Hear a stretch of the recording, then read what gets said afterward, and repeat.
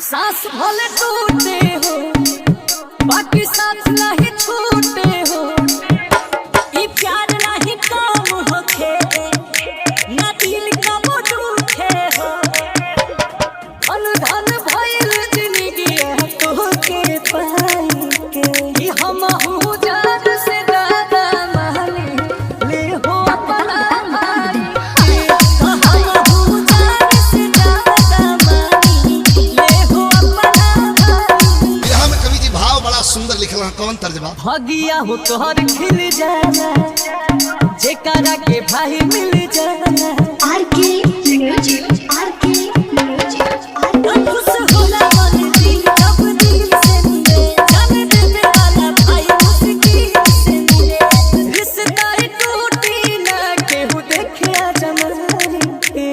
कि हम हूँ जान से ज्यादा मानी ले हो अपना भाई के। कि हम हूँ जान से ज्यादा मानी ले हो अपना भाई के।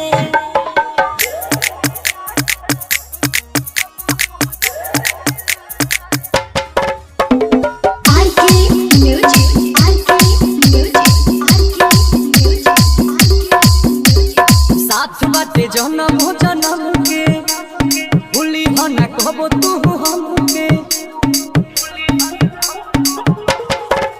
जबले धारा दी सूरज और चांद रही हो। तोहरा चेहरा तो भाई मुस्कान रही हो।